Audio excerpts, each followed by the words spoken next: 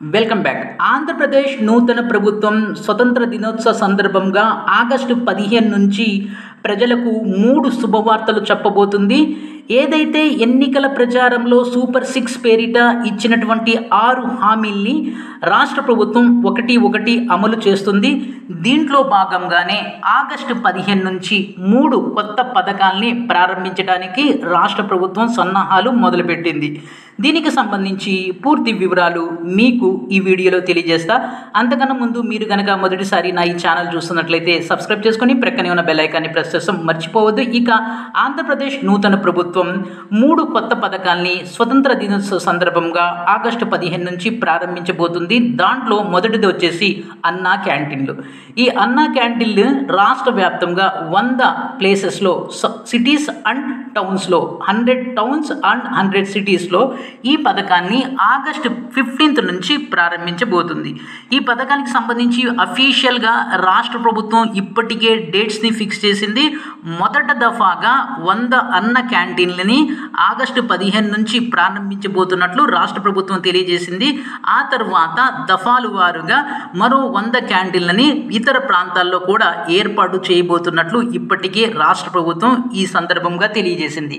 ఇక రెండో పథకం అంటే అది తల్లికి వందనం. ఇక మూడోది వచ్చేసి ఆర్టీసీ బస్సుల్లో మహిళలకు ఉచిత ప్రయాణం.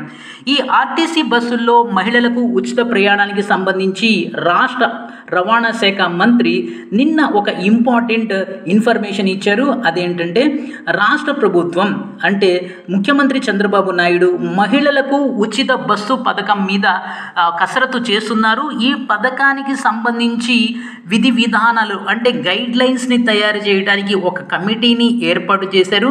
ఈ కమిటీ ఇప్పటికే ఈ పథకం అమలవుతున్నటువంటి కర్ణాటక అలాగే తర్వాత తెలంగాణ రాష్ట్రంలో పర్యటించి ఒక నివేదికని రాష్ట్ర ప్రభుత్వానికి ఇవ్వబోతుంది.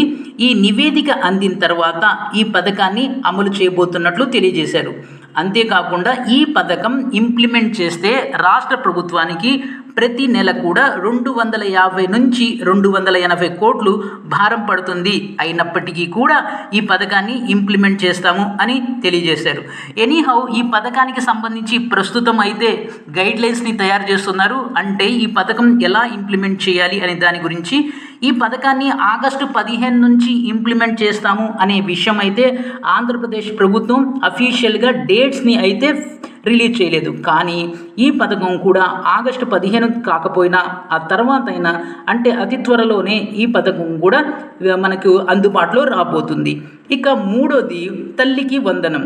ఈ తల్లికి వందనం పథకానికి సంబంధించి రీసెంట్గా ఆంధ్రప్రదేశ్ విద్యాశాఖ మంత్రి నారా లోకేష్ గారు ఒక అఫీషియల్గా ఒక అనౌన్స్మెంట్ చేశారు. ఈ పథకానికి సంబంధించి విధి విధానాల్ని గైడ్ లైన్స్ని రివైజ్ చేస్తున్నాము. ఆ రివైజ్ చేసినటువంటి గైడ్ లైన్స్ని త్వరలోనే మేము విడుదల చేస్తాము. ఖచ్చితంగా ఈ పథకాన్ని ఇంప్లిమెంట్ చేస్తాము.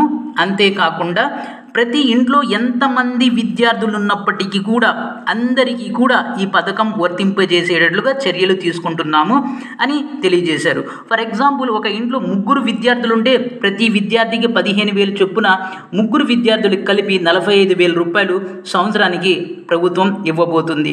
సో ఇది తల్లికి వందనం పథకం. ఈ రెండోది ఏంటంటే ఆర్టీసీ బస్సు పథకం ముందు ప్రారంభం అవుతుందా లేక తల్లికి వందనం పథకం ముందు ప్రారంభం అవుతుందా అనేదైతే ఆంధ్రప్రదేశ్ ప్రభుత్వం అయితే అఫీషియల్ డేట్స్ని అనౌన్స్ చేయలేదు. కానీ ఈ 2 పథకాలు కూడా త్వరలోనే ప్రారంభించబోతున్నట్లు తెలియజేసింది. అయితే రాష్ట్ర ఆర్థిక పరిస్థితి సక్రమంగా లేకపోవటం వల్ల ఈ పథకాల్ని వేగంగా ఇంప్లిమెంట్ చేయలేకపోతున్నాం అనేటటువంటి విషయాన్ని ఇప్పటికీ ఆంధ్రప్రదేశ్ ముఖ్యమంత్రి నారా చంద్రబాబు నాయుడు గారు తెలియజేసిన విషయం మనకందరికీ తెలిసిందే. ఏది ఏమైనప్పటికీ కూడా ఆగస్టు 15 కన్ఫర్మ్గా 100 ప్లేసెస్లో అన్నా క్యాంటీన్ని ప్రభుత్వం అనేది మొదలు పెట్టబోతుంది.